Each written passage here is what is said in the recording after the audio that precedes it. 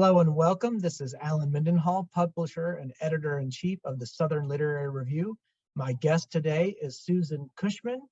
Susan was born in Jackson, Mississippi. She attended Ole Miss. She moved to Memphis in 1988, and she got involved in writers' conferences in the 2010s, the 2000 teens. I don't know exactly what you call that decade, but she's published 7 books, and the 8th book is coming out tomorrow. So today is June 6th. Tomorrow is June 7th. So this video, when it's released, will be released just after the publication of her 8th book. And her 8th book is called Pilgrim Interrupted.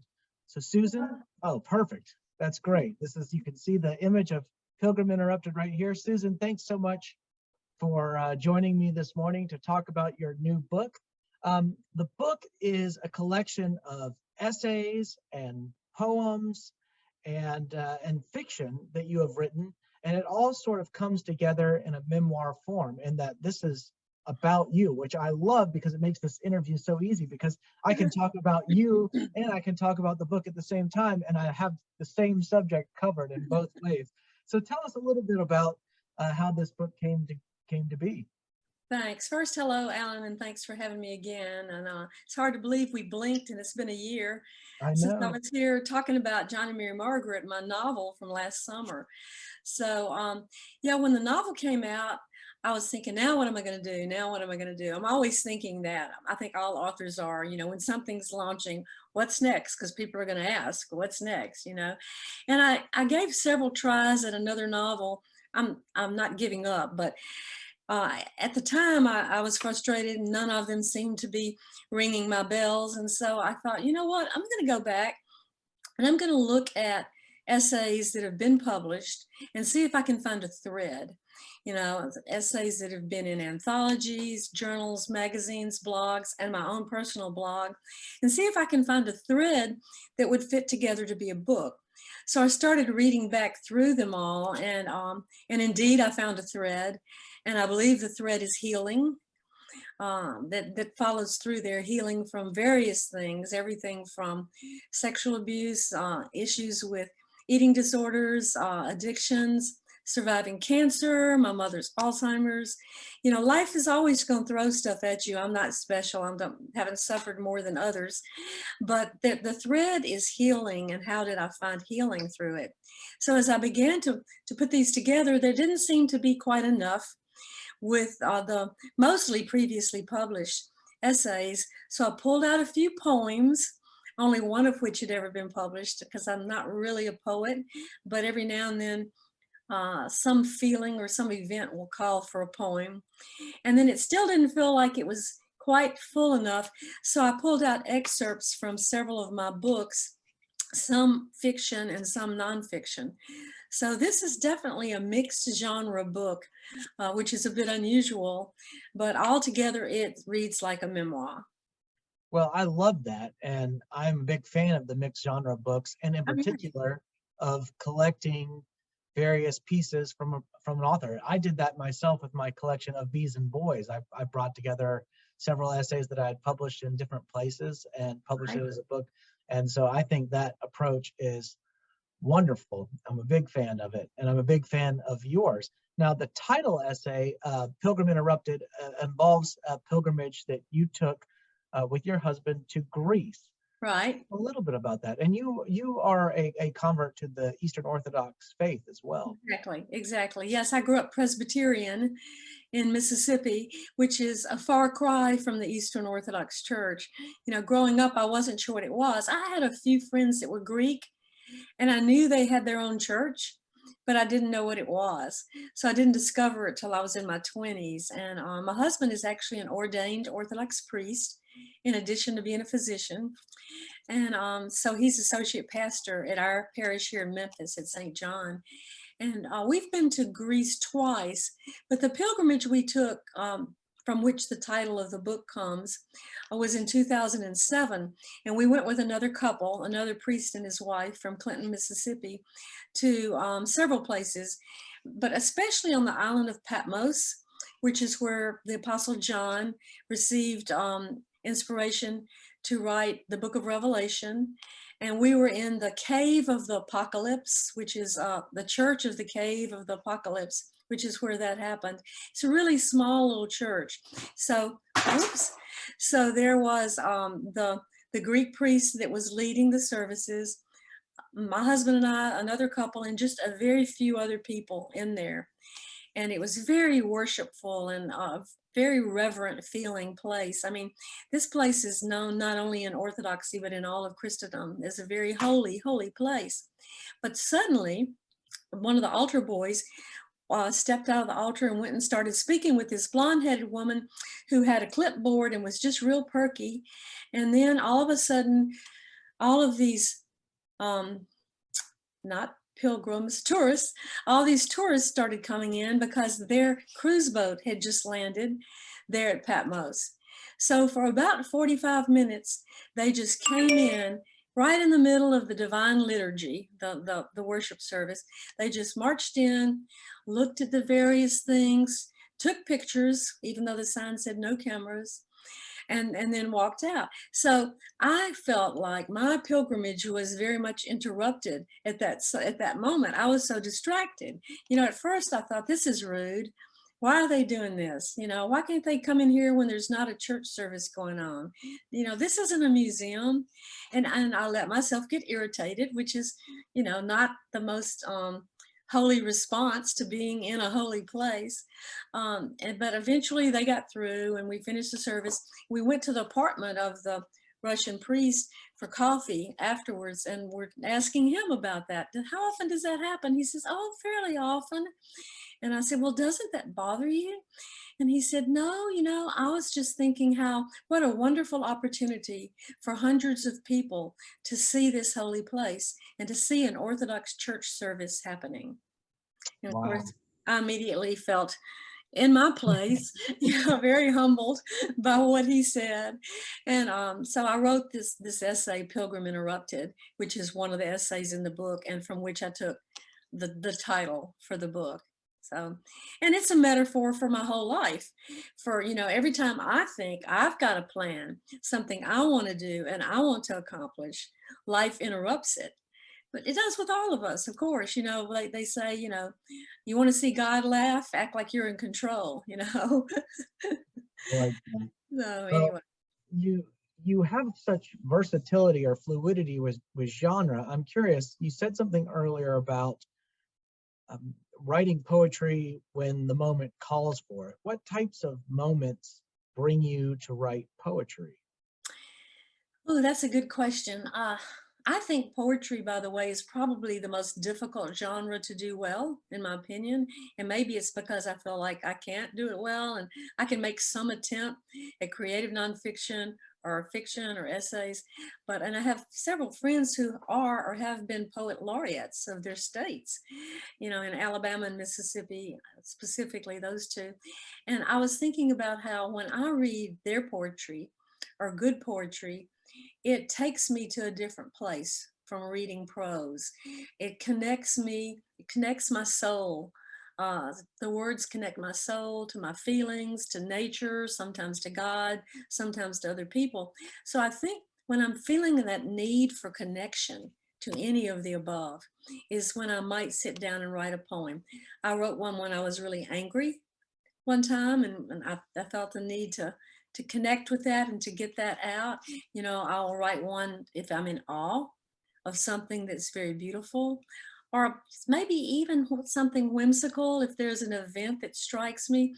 And it's something I know I'm not going to spend a long time on when I do it. It's just like, or maybe not even consider that anyone else would ever read it, you know, a poem. It's just something you do for yourself to connect your soul and your heart to what you're feeling or to an event or to a person.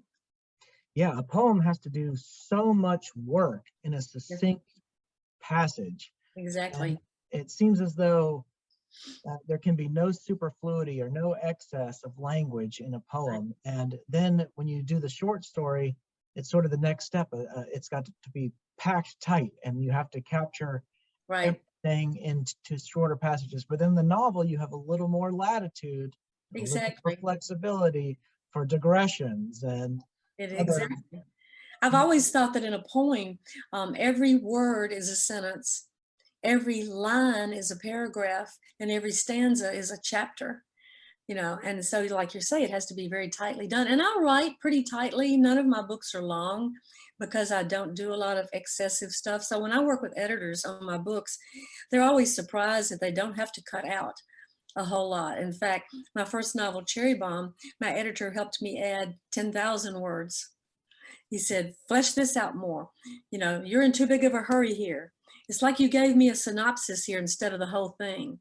So I think I have a tendency to write tightly, and have to be helped to expand a story.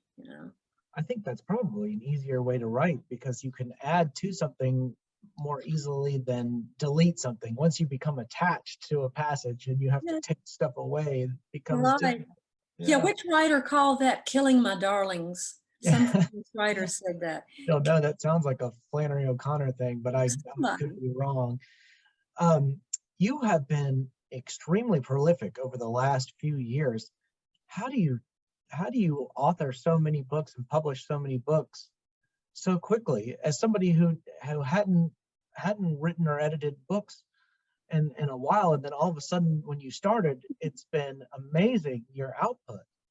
I think I had all this stored up energy because I was a stay-at-home mom raising 3 adopted kids while my husband had a busy career. So I didn't do my own creativity. I was a soccer mom, and I had all these things I wanted to do someday. Someday came in 2001 when our youngest child left for college. But guess what else happened in 2001? I got cancer. And the invasion in Iraq happened. Our oldest son joined the army and went to Iraq. So all of these things were going on. So it delayed me for a little while. And then I'm fine now from the cancer. I recovered and all that. And then my first creative outlet was painting icons. Like this is a sign from my icon studio, the Mendenhall Icon Studio. And I studied iconography at a number of monasteries. And then I painted icons. I taught classes. I led workshops. I did that for a few years. So it was really in the early 2000s when I decided to get serious about writing. And I spent about 5 or 6 years on my first novel, Cherry Bomb. I worked with a literary agent. We parted ways. We disagreed about the purpose and the tone of the novel, and we disagreed. And so finally in 2017, it was that recently, yeah, Cherry Bomb was finally going to come out. And but I couldn't stand to just be doing one thing at a time, because with when you're writing and publishing, as you know, you've got deadlines for the publisher, but then you get your part done and then you wait and you wait while they do their next part, and then they give you another deadline. So during this waiting time for that to come out, I did 2 other books. The first one was pretty much already written. It was kind of similar to this in that I gathered 60 blog posts about my mom and me and her Alzheimer's, put it together in a memoir called Tangles and Plaques, A Mother and Daughter Face Alzheimer's. So that was a fairly easy project because the writing was done. I just created sections and an introduction and found a press and got it published. The same year, I was talking with an elderly neighbor of mine who's sort of a mentor about another project. And when she was 65, so at the time I was about 65 when this was happening, I'm 71 now, she got her PhD in aging. And so she has talked with me a lot about this stage of our life. And so I said, well, I want to put together an anthology and get people to write about that. And so A Second Blooming, Becoming the Women We're Meant to Be, was the anthology I put together, and 24 women submitted essays for it, and it was published by Mercer University Press. So all 3 of that happened in 2017, in my first year, with 3 different publishers, because honestly, no one publisher would have done that. It's a marketing nightmare. And yet, because the 3 books were so different and had such different audiences, bookstores invited me back. I went to several bookstores 3 times with those 3 books. To do one book, one appearance on one book, one appearance on the other book. And wow. just several months apart. Now the anthology, what I did was I organized events with some of the contributors to the anthologies, and we would meet up in so-and-so's town at their hometown bookstore, and I would be with 2 or 3 of those authors, and then another here and another here. And most all of my books also got accepted at Mississippi Book Festival and or Louisiana Book Festival and or Southern Festival of Books and Decatur. So I'm sending out to all these places, just trying to get my foot in the door wherever I can. So all that happened in 2017. Doing the anthology was so much fun and so much easier than writing a book. I decided to do it again. So in 2018, Southern Writers on Writing came out from the University Press of Mississippi, and I invited men as well as women for that one. So there were 13 men and 13 women who contributed essays to that book. And again, I think that's easy and fun because all you're doing is, I love to find people who are good at things and get them to contribute, you know, and I like to organize. So that one came out in 2018. And then in 2019, my short story collection, Friends of the Library, came out. I'd never written a short story ever. And the way it happened was that my publisher for Cherry Bomb, my novel, is from a small town in Mississippi. And he wanted me to go on a little library book tour to the Friends of the Library groups in small towns in Mississippi. And I did.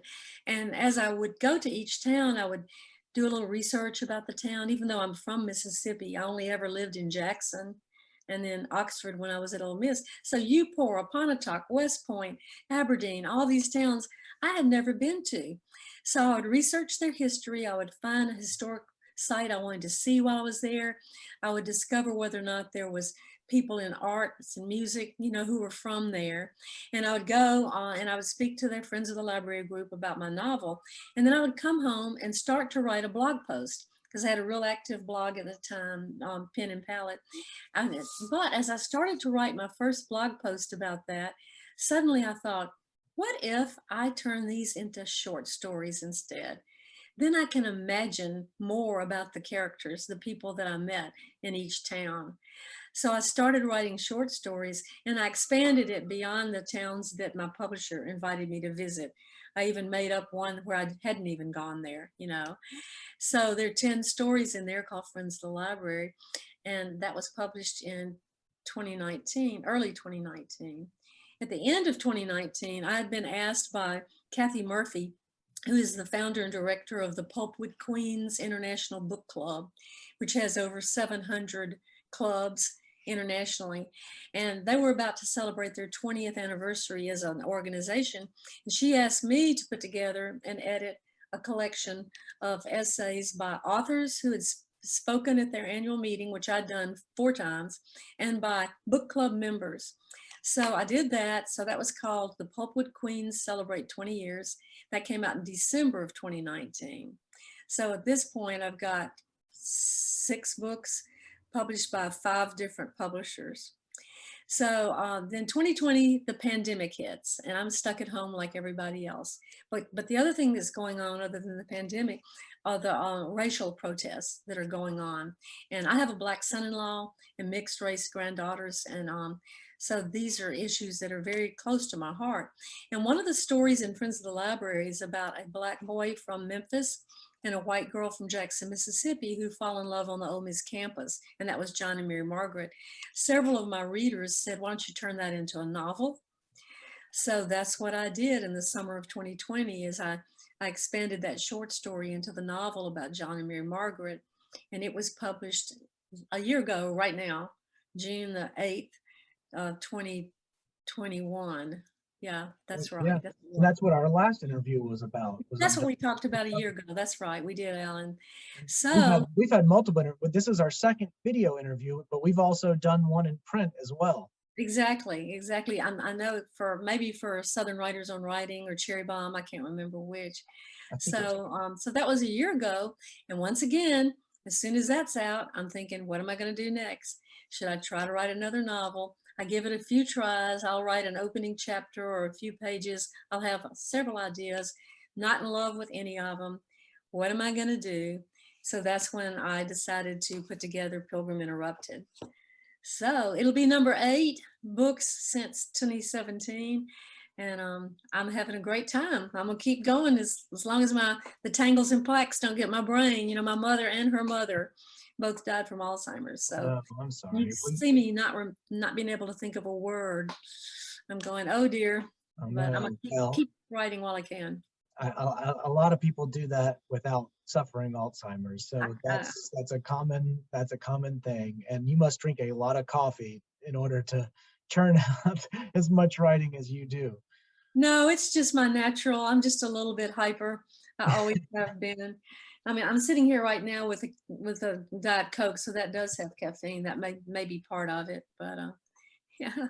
Well, Susan, we try to keep these interviews short, so I'm afraid we're just about out of time, but I want to give you one last chance to say a few final parting words about Pilgrim Interrupted.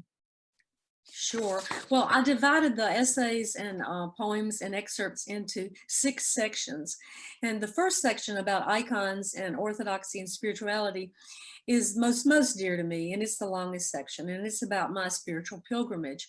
But as I expanded the book to be a pilgrimage in life about everything else, I added one on writing and editing, and a section on Alzheimer's, caregiving, end of life. I was with several family members with hospice help as they died, about family and adoption. We have 3 adopted kids, about place in Southern literature, and about mental health, including addiction, sexual abuse, and other issues.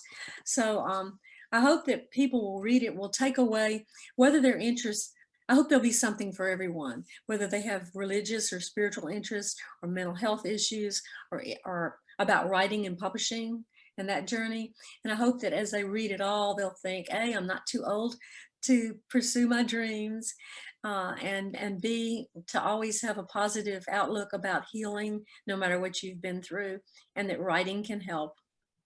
Well, these are all grave and important subjects, and one important thing about the book is that readers can just pick it up and start anywhere. You can Right. start any section. It doesn't have to be read in a linear fashion. And I think that will make it very accessible and will lend itself to multiple rereadings for people. So I appreciate that as well. Thank you, Alan. Well, thank you, Susan. It's been wonderful having you on again. We'll have to do it whenever you come out with your next book, which I don't know what it's going to be, but I'm confident there will be another one.